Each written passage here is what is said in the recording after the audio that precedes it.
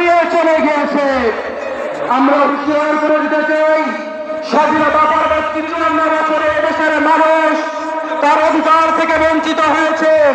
এদেশের মানুষের সাথে বিভিন্ন সময় উপহার দিয়েছে লাশ, উপহার দিয়েছে মামলা, উপহার দিয়েছে দেশের আইন সমাজের হত্যা করার নীল নকশার পরিকল্পনা।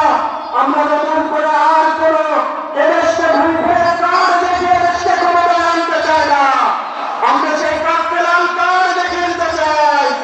আগামী দিন প্রস্তুত থাকবেন সবচেয়ে তরুণ ছাত্র সমাজ তাদের ভোটাধিকারের মাধ্যমে এই বাংলাদেশের নতুন ইতিহাস সৃষ্টি করবে। ছাত্রীরা 4টি আসন বিজয়ী করে নতুন বাংলাদেশ তৈরির উন্মোচন করবে ইনশাআল্লাহ। সকলকে ধন্যবাদ জানিয়ে আমি আমার কথা শেষ করছি। আসসালামু আলাইকুম ওয়া রাহমাতুল্লাহ।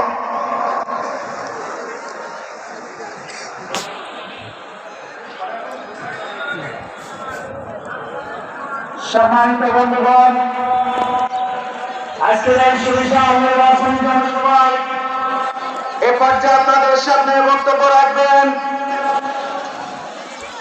বৈষম্য বিরোধী ছাত্র আন্দোলন সাতক্ষীরা জেলা শাখার সম্মানিত